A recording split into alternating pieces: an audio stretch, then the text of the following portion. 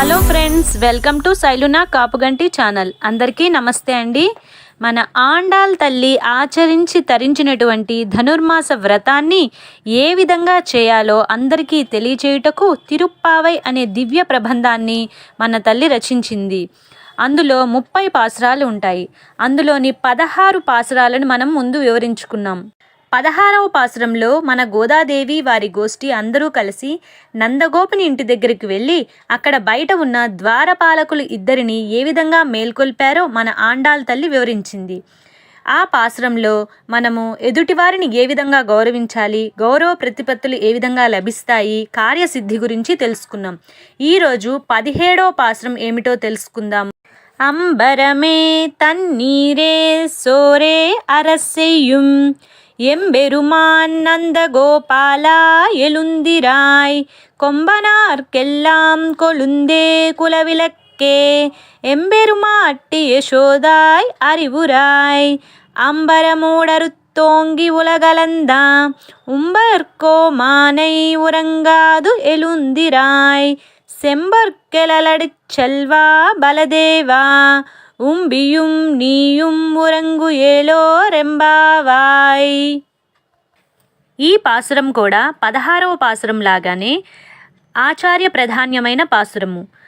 అంతేకాకుండా దానం యొక్క వైభవాన్ని ప్రతిబింబించేటటువంటి పాసురం ఇది. ఈ పాసురం ఎంతో అద్భుతమైనది. దీని యొక్క అర్థం తెలుసుకుందాం. మన ఆండాల్ తల్లి వారి యొక్క గోష్ఠి ద్వారపాలకులను నిద్ర మేల్కొల్పి తరువాత నందగోపుని భవనంలోకి ప్రవేశించారు. అక్కడికి వెళ్ళగానే లోపల ఒక పెద్ద హాల్ లాగా కనిపించిందట. అక్కడ వరుసగా 4 మంచాలున్నాయి. ఆ మంచాల పైన 4 పవలించి ఉన్నారు. వారెవరో కాదండి, నందగోపుడు, యశోదమ్మ, మన చిన్ని కృష్ణయ్య, బలరాముడు. ఇలా 4 పవలించి ఉన్నారట. అలా నిద్రిస్తున్న వారిలో ముందుగా ఆచార్యుడిని, తర్వాత యశోదమ్మను, తర్వాత బలరాముణ్ణి లేపాక తర్వాత కృష్ణయ్యను, వీరంతా మేల్కొల్పుతారట. ఏ విధంగా మేల్కొల్పారో మన తల్లి ఆండాల్ ఈ పాసురంలో మనకు వివరించింది.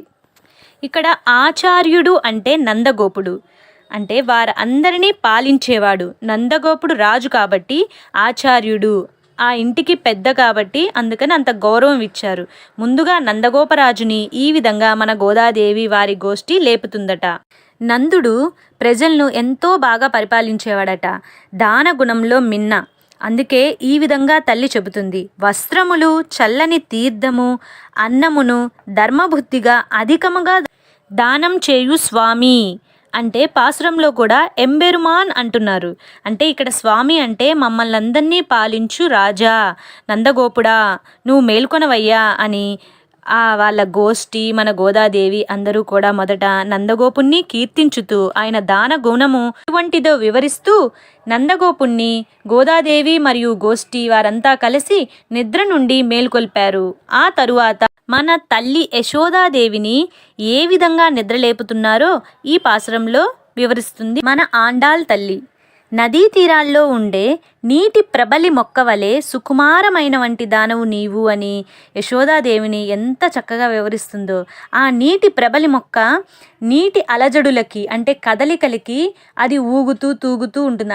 అంత డెలికేట్గా ఉండే ఆ మొక్క అన్నమాట. అందుకే అంత సుకుమారమైన వంటి దానవు అని చెప్పి ఆ మొక్కతో పోల్చింది. అంతేకాదు స్త్రీ జాతికి అంతటికీ కూడా చిగురు వంటి దానా, గోపకులమునంతటిని ప్రకాశింపచేసే మంగళకరమైన దీపము వంటి దానా అని ఆ తల్లిని అంటే యశోదామాతని మన గోదాదేవి వారి గోష్ఠి అందరూ కూడా నిద్ర నుండి మేల్కొల్పుతున్నారు.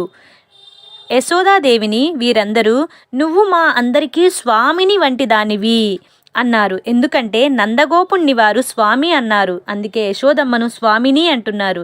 పాసురంలో కూడా ఎంబెరుమాన్ అని నందగోపుని పోలిస్తే ఎంబెరుమాట్టి అని మన యశోదమ్మని పోల్చారు.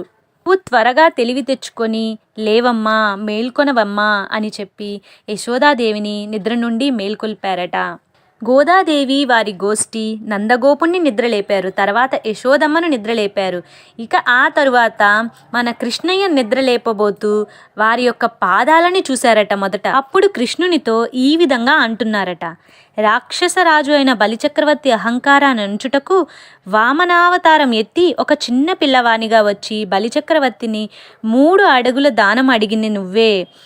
అంతటా ఆ మరగుజ్జు వామనుడు అంతంతే పెరిగి భూమి ఆకాశాలను దాటుకొని ముల్లోకాలను ఆక్రమించి 1 అడుగు భూమిపై 1 అడుగు ఆకాశంపై ఉంచి మరొక అడుగుగా బలిచక్రవర్తి తలపై ఉంచి ఆయనను పాతాళానికి అణిచివేసినటువంటి దివ్యమైన నీ చరణాలను మేమందరం శరణు వేడుతున్నాము. ఓ దేవాది దేవా, నువ్వు నిద్రించక లేవయ్యా, మేమందరం నీ కోసం వచ్చాము అని శ్రీకృష్ణుణ్ణి నిద్ర నుండి మేల్కొల్పారు మన గోదాదేవి వారి యొక్క గోష్ఠి. ఆ తరువాత బలరాముడి దగ్గరికి వెళ్ళారట. ఆయన్ని నిద్రలేపుటకు ఈ విధంగా అన్నారు, ఎర్రనైన సువర్ణ పాద కడియమును ధరించి శ్రీకృష్ణానుభవమునందించిన ఐశ్వర్యవంతుడైన ఓ బలరామ, మీ తమ్ముడును నీవును కూడా శీఘ్రమే మేల్కొలవలను అని బలరాముణ్ణి నిద్ర నుండి మేల్కొల్పారు మన గోదాదేవి వారి గోష్ఠి. ఈ విధంగా నలుగురిని అంటే ఈ పాసురంలో నందగోపుణ్ణి, యశోదమ్మని, శ్రీకృష్ణుణ్ణి, వారి అన్నైన బలరాముణ్ణి అందరినీ మేల్కొల్పబడిన ఈ పాసురము ఎంతో అద్భుతమైన పాసురము.